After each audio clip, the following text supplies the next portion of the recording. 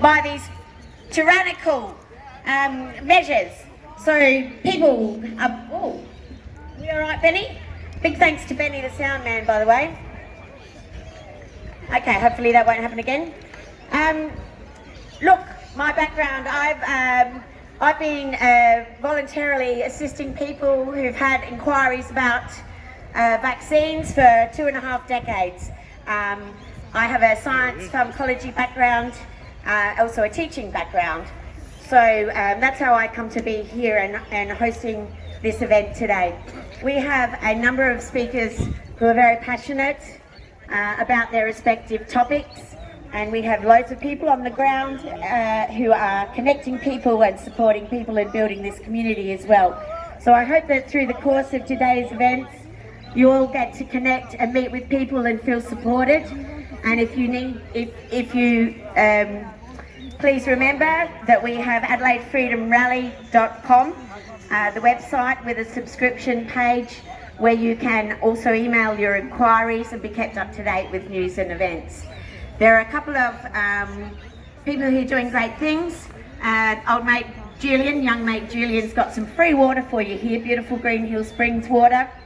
Over to my right there is a picnic table where there are petitions. Now these are the parents that are campaigning really hard to get masks out of schools, off the faces of their children. So they want the government to take immediate action to remove the requirement of the wearing of masks by students in schools, and to remove the principal's interpretation of COVID recommendations and allow parents onto school grounds.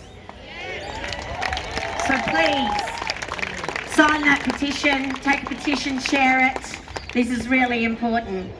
We have our own table with a bit of information, but importantly these badges. I'm wearing my Love Heart badge to signify that I'm on board, I know what's going on. If people see that, they can come up and talk to me and give me a hug, which is wonderful.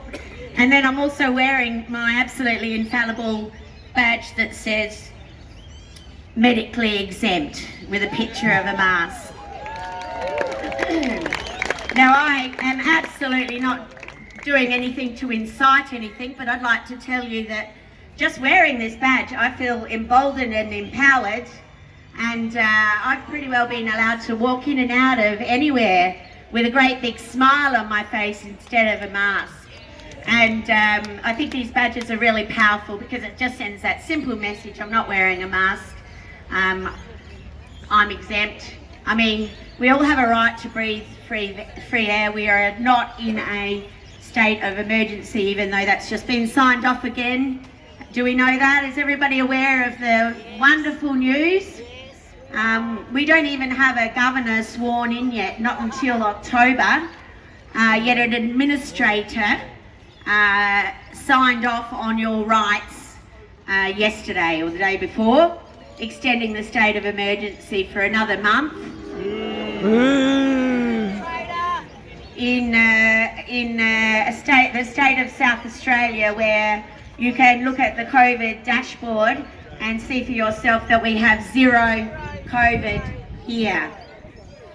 So the biggest reality that has been facing myself and the people at Informed Choice Network, our first speaker will be Stuart Lindsay, he'll speak to this as well. Our phones have been running off the hook with stories of people in the aged care worker industry who have they've obtained medical exemptions, some of them, filed them, and then they've been rejected and they have been sacked on the spot.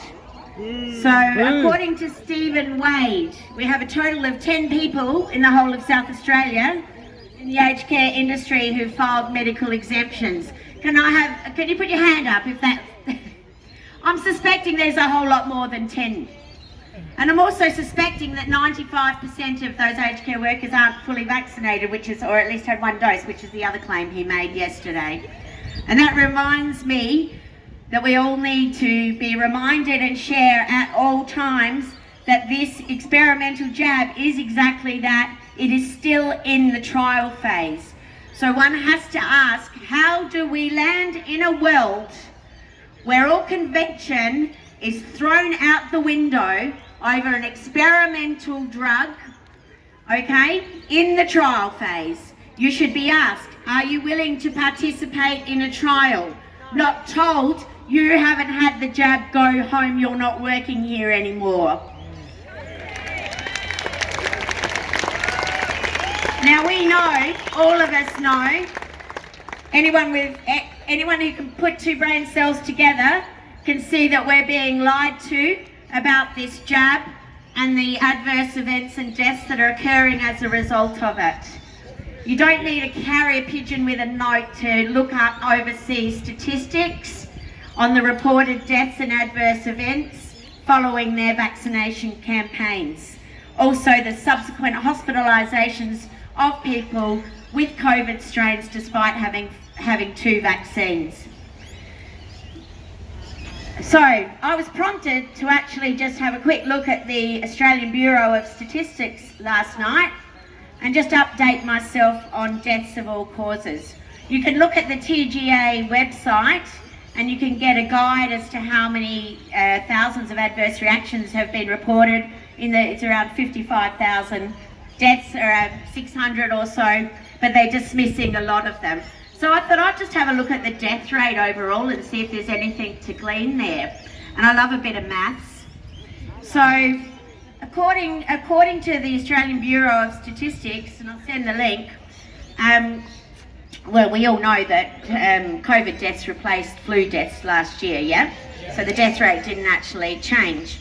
So I was looking for any changes in the death rate, and they can report on average deaths between January and May this year compared to last year and then compared to 5 years previously.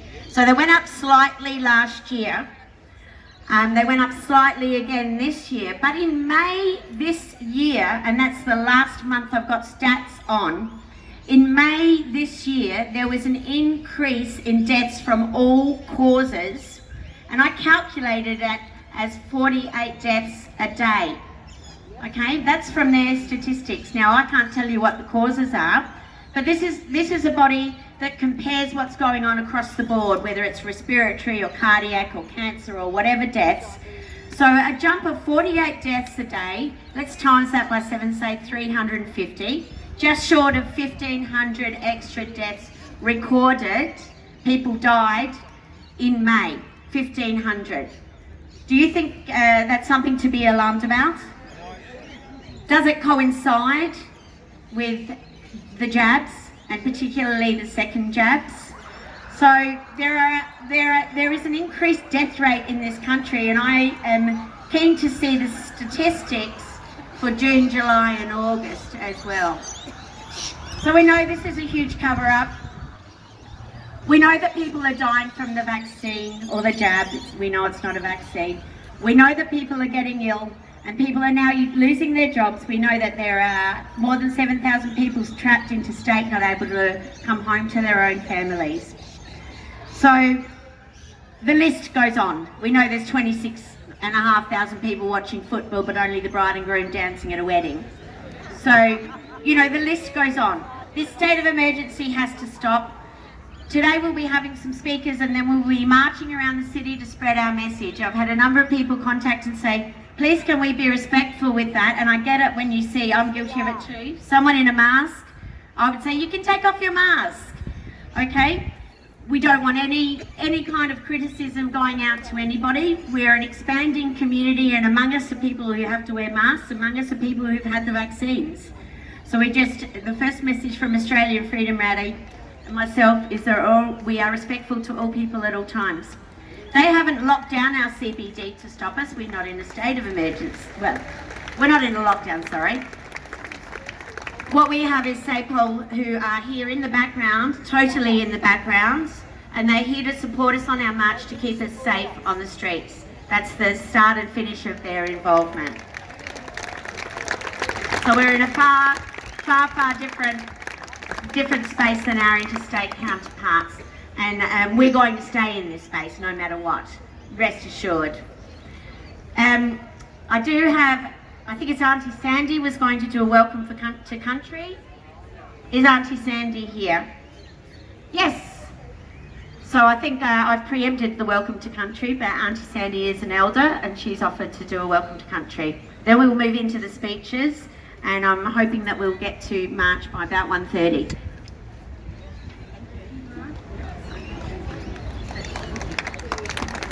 Hi everybody. Yeah, welcome. This is fantastic. I'm a two-way culture consultant because all our traditional people, most of them, have gone. So I'm welcoming Ghana, which is we go by our songline, where you were born. So I was born in Adelaide, but my ancestry is down at Uraldi country at Wellington on the River Murray. My great-granddad, I've written 2 books about his journey and forced assimilation. So I'm just, I didn't realise I was doing this today, so I've got my pink freedom colours on, and I think welcome you. This is like our new dream time, and because this is my first welcome, I really work with ancestors. My dad's Scottish and my mum's Uraldi ancestry. So ancestors around the world are with us, and whether you believe spiritually or what, but this land is very, very sacred. I joined the People's Treaty with Soli, and there's a movement going where we are actually, they have got something put in lawyer away, and I've actually got an event that we're approaching SGIC, anything to do with the state. But anyway, that's my journey. But I'm just welcoming past, present and future elders, and our ancestors are with us on this journey, whether you're, and we are such a multicultural country. And there needs to be listening to storytelling from every culture around the world. White Australian policy was a farce, and that set us on this great divide and conquer, and they're still doing it now.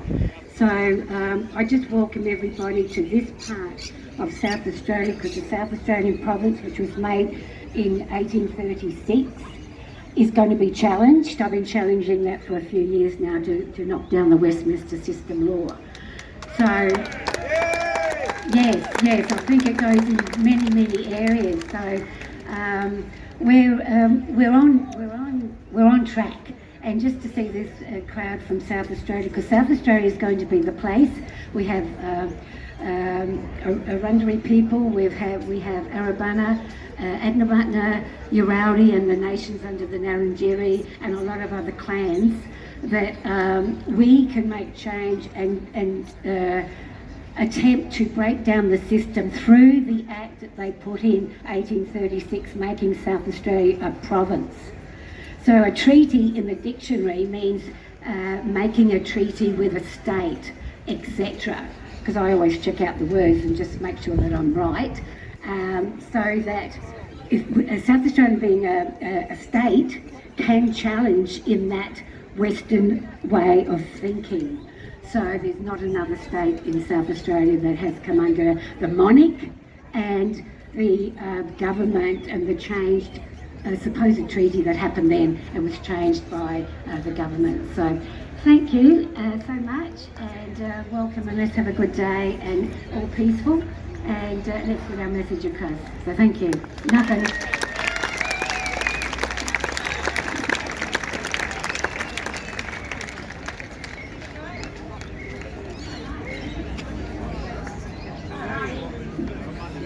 Thank you, Sandy. Now I'm going to introduce Stuart Lindsay. Stuart is a retired Circuit Court judge.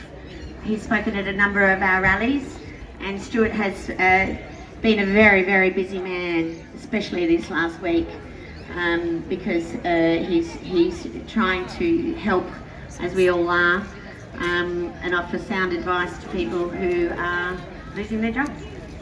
Thank you.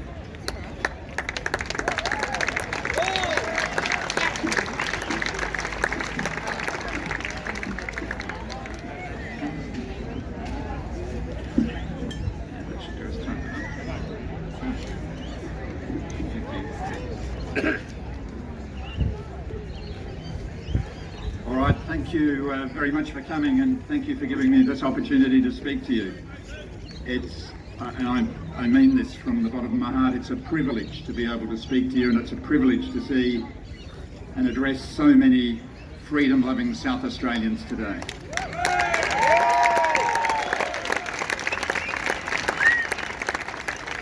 I know we're living in circumstances where many of you would be experiencing anguish and travail.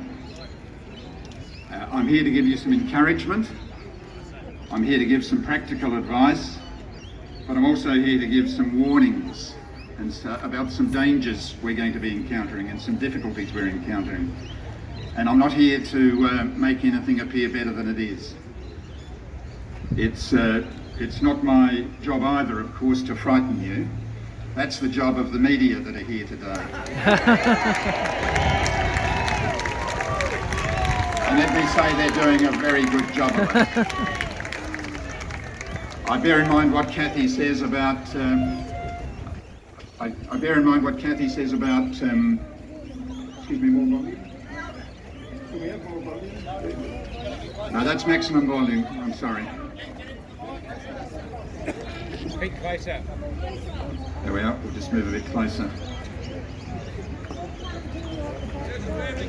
All right, excuse me, mate.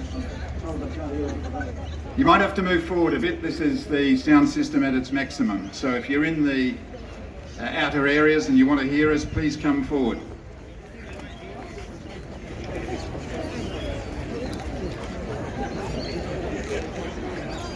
Yes, aren't the media doing a wonderful job of frightening us?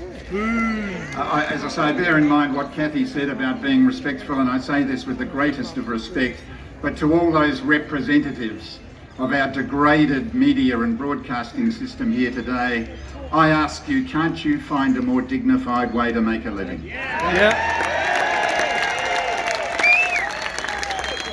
You have disgraced the companies you work for. Those companies have disgraced the nation in which they make their money. It's about time you lifted your game, because you're taking us down with you. Now that might give you a taste of my idea of why I'm here. I'm here to tell you the truth. And I'm here to tell you the truth because everywhere we're hearing lies. Now, we all have our issues that irritate us the most, that distress us the most about this phony pandemic we've all been experiencing. Mine is masks. You all understand, of course, that last lockdown was all about the message being sent to Marshall when he met with his colleagues in Canberra that South Australia was behind the other states in the imposition of masks. We hadn't been conditioned enough. And that's what happened.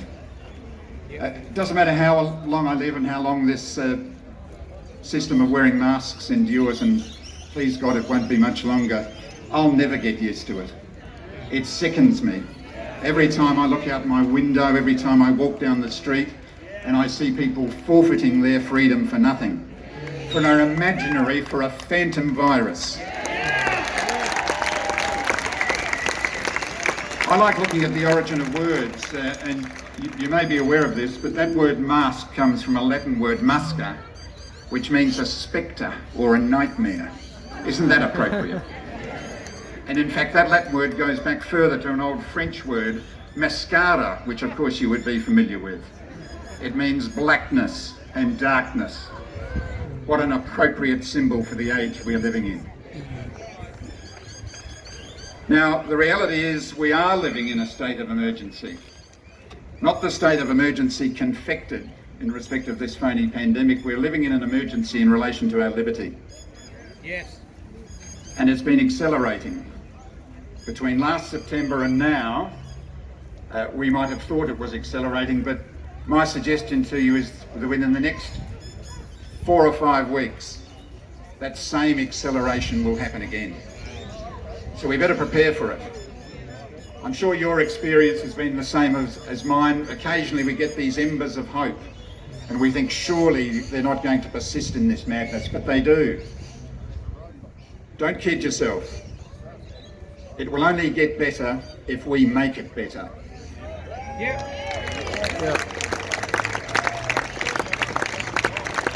Now there are two people in the crowd today, and I want to tell you a bit about their recent experiences in the hope of demonstrating what I've just been putting to you. The first one is a fellow called Andrew. Andrew's in his 30s. He teaches at a Christian school. Bear that in mind, a Christian school, when you hear what I'm about to tell you. He's a geography teacher. He had a very good relationship with his year 10 and 11 students, girls and boys. I know that because I've seen them interact with them. I know how much they love him. He's a good lad. Now, we know how this mask mandate arose at schools. It's very instructive itself in relation to how this putsch has been carried out. When that last lockdown ended, the police commissioner was very careful to tell us all that he wasn't imposing a mask mandate. And then on the Monday morning, the first Monday morning following that, SA Health, that coven of tyrants, SA Health wrote a letter to every secondary school principal in the state and told them that masks were mandated. It was just a filthy lie. Masks had not been mandated. The only person in the state, in this irregular system we're living in, which is bad enough, is the police commissioner. He's the only one that's got the power to order any mandate in relation to masks. They put the word on him to do it. He resisted it. So they went ahead and imposed their so-called mandate in any event. So we're doubly tyrannised at the moment. There should never be a state of emergency. We all know that, and it's persisted now for about 20 months. But now, persons who don't even have the powers under the state of the emergency are purporting to impose the mandates. And what did we see happen? Nearly every school principal with whom I spoke imprecated not to impose the masks, imposed them. And this is what happened at Andrew's Christian school. Now, when it did, naturally enough, his students were inquisitive about that. They trust Andrew. And they asked him, is this the law? And he explained to them that it wasn't. He got a copy of the direction. He told them the truth about it. Now, it just so happened the principal of this school was walking past the classroom door when he was doing that, and he overheard this conversation with the students, and he metaphorically dragged Andrew out of the class. And there was a discussion at the door of the classroom. He didn't like the truth being told about the mask mandate he'd gone along with. And at that instant, within 2 minutes of Andrew being taken out of his classroom, he was stood down. Is that not astonishing? At a Christian school. Sack the principal. He was stood down and he was told to come back in a couple of days for what we lawyers would call a show cause hearing. In other words, you tell me, Andrew, why I shouldn't sack you. By telling the truth to his students. He was allowed to bring along a friend. He contacted Kathy's organisation. I was his friend. And I'm very pleased to be his friend.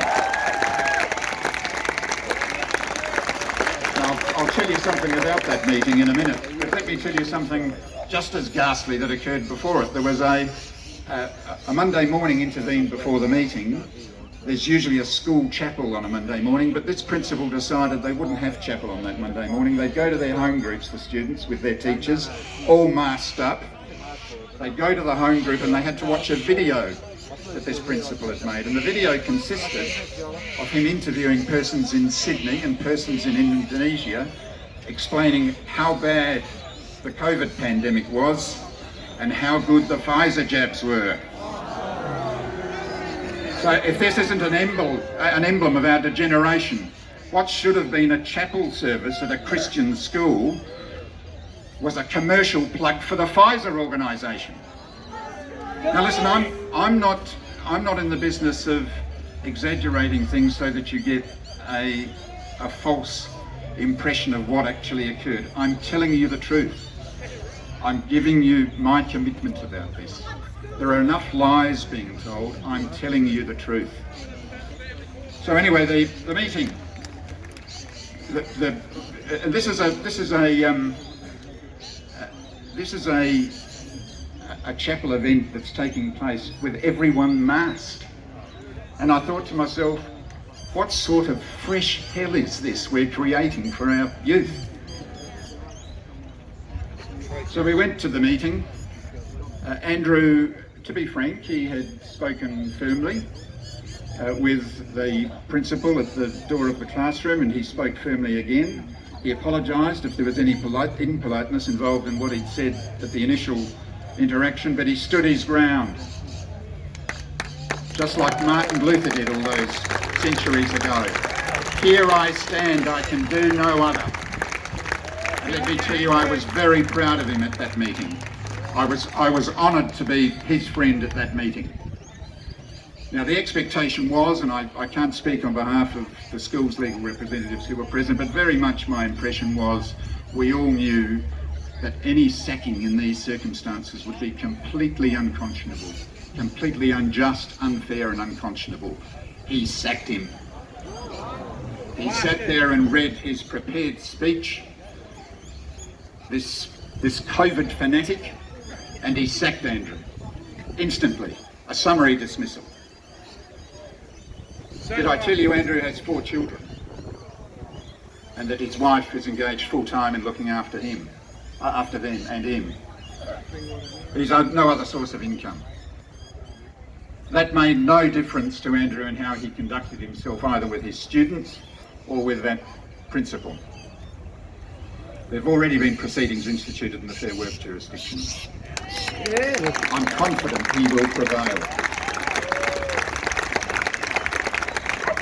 But I want to tell you something about the sequel to that. Whilst I was present at the school, sitting in amongst all these masked individuals coming up to wish Andrew well, I saw that he had a lot of support, and that support appeared to continue after his sacking.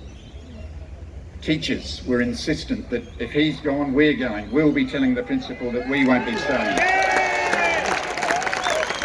Parents were saying, we will remove our students unless Andrew is sacked. This is what we're going to do, Andrew.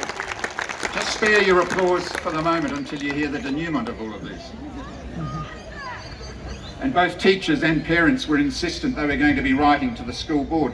The school board, bear in mind, made up of long-standing pastors of Christian churches. They'd authorised and approved this. Well, this is one of the lessons I'm going to try and communicate to you today. Let me tell you that we're 3 or 4 weeks down the track from Andrew's sacking, and none of that has happened. No teacher resigned. No parents took their children out of the school. The board didn't receive any kind of communications from the school community. So there's the lesson. You're on your own in this. I don't know whether any of you watched the old Western High Noon. Well, if you haven't watched it, you should find a copy of it and watch it now. We should be going back to a lot of our things in our cultural memory. They teach us lessons. They come from our Christian foundations. Andrew was like Gary Cooper, going out in the street to face the evil that had just come off the noon train, that we're going to take the people back into lawlessness, 4 against 1. And all the townspeople from whom he'd sought help were cowering in their homes. That was Andrew's experience. How in hell's name do you think we're going to make a difference in this tyranny unless we're prepared to make the sort of sacrifices that Andrew made? Yep.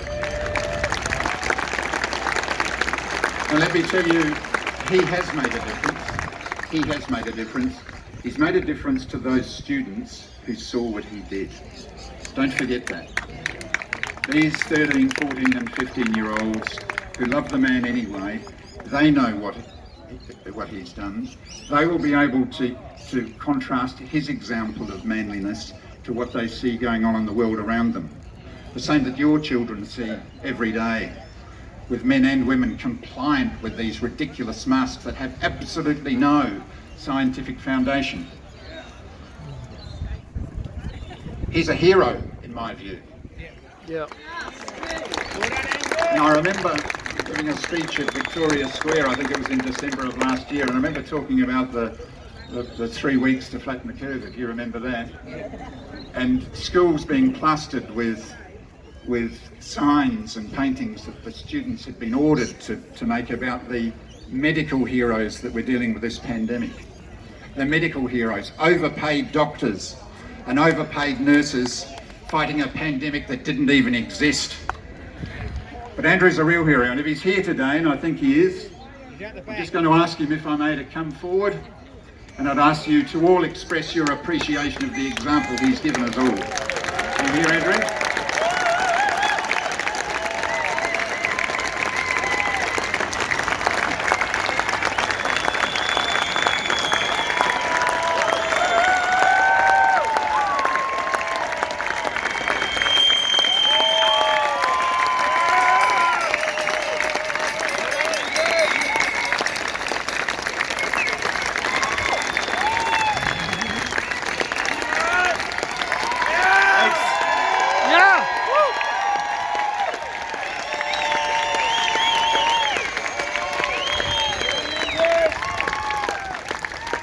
You know, what I've learned from this really is that if we speak and if we walk in truth, then this all stops when we say no. Yeah. I want to thank Stuart for his support in me, but not only myself, but others who have experienced job losses or who have experienced also persecution in their workplaces, in their families, in their communities. This is what we're all seeing, a huge division which ought not to occur. But when we know when something is right, then we have a conscience which doesn't condemn us. And I've thought about that many times. Should I have spoken up and stood up for what I knew what was right? And I know that if I'd done the wrong thing, there would be something inside me just grating, which would be making me feel uncomfortable, like I'd had an argument with my wife and it was time to apologise. But I haven't felt that at all. And I know that when we do what is right, we have that peace inside us. And we all need to do what's right, and we all need to say no. Yep. Thank you guys for coming out.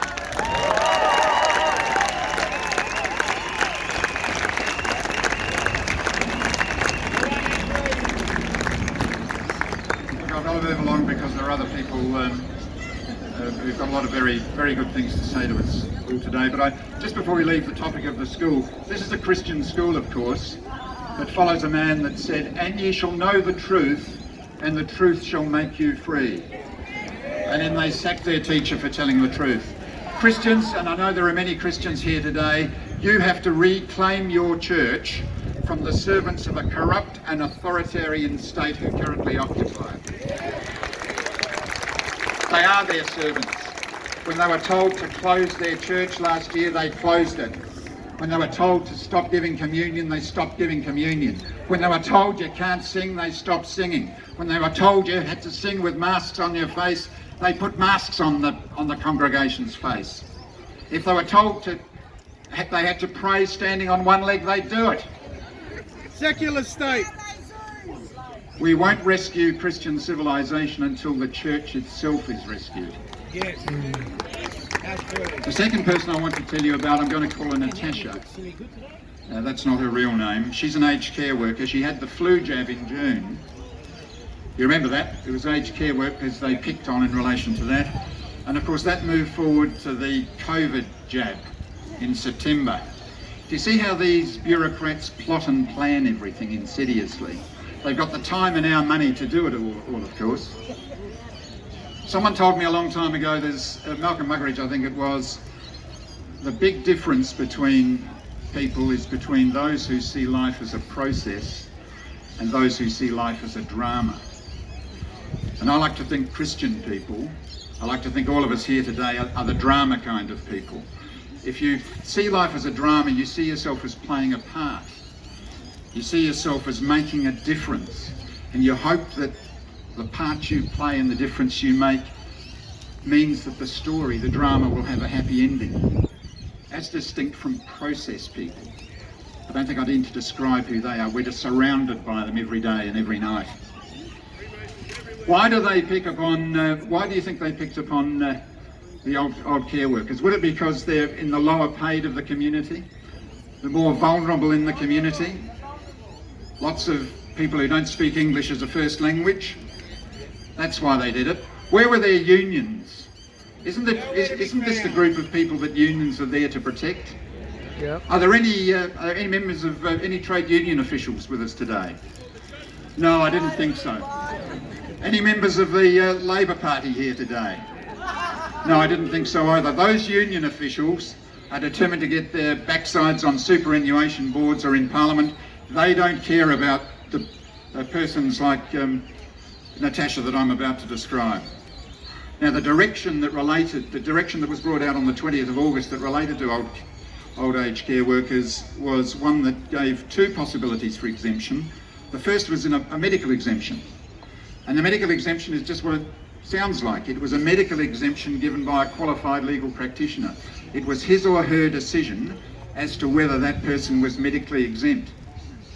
Now, sometimes the doctors didn't quite word it correctly, and we changed the wording of it and they were resubmitted. As for this fellow Wade that Kathy told you about, this Stephen Wade, who says there are only a handful of exemptions, what he didn't tell you, of course, is there would have been hundreds that they rejected. They weren't entitled to reject them. The nursing homes were instructed to reject them and told it wasn't an adequate medical exemption. They had no authority to do that. The police commissioner hadn't written anything into the direction saying, oh, it's up to the nursing home to adjudicate as to whether it's adequate or not. It was the medical practitioner's adjudication that mattered. Yet another example of SA Health conducting themselves completely unlawfully. This is the kind of situation we're living in. The other exemption was one where you could get a temporary exemption if to ensure the maintenance of quality of care of the residents. And a temporary exemption might have been enough. Morrison might have read the Bible at one of his Christian churches and realised the terrible things he was doing to the nation that he leads.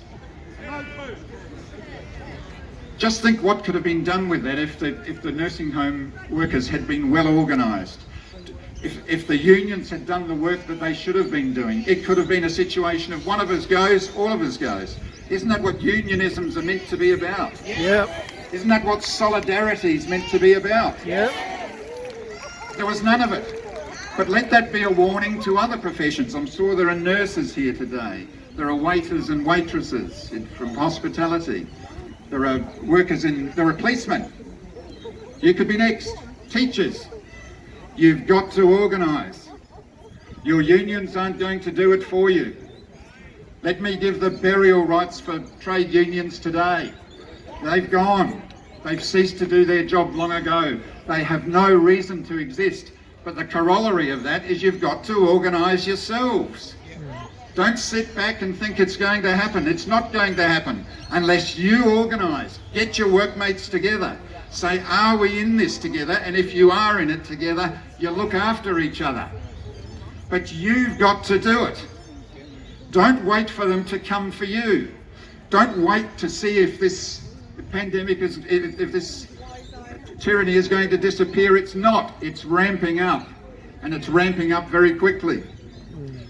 Maritime industry workers, they're the latest. You may not be aware of this. 27th of September. Maritime workers, people who work at all of the ports. When ships come in, they go and they service them. They either service the engine, they service the crew. They won't get on board unless they're jabbed. Were you aware of that?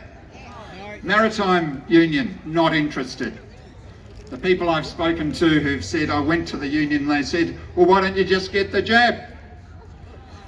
Scumbags.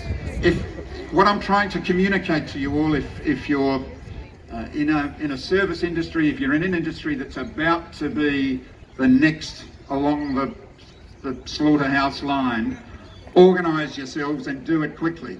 Australia's been through this before. Australia in the 1950s tangled with communism in the unions. It was rampant. There was a party called the DLP formed. They formed their own industrial association. So we've been through this before. It's not new. What might be new is that we don't have the character of our forebears in the 1950s. Well, you better hurry up and find it, or we'll be finished. Yeah.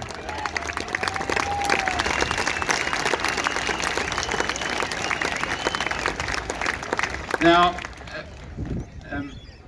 Natasha had a perfectly lawful exemption. She was sacked.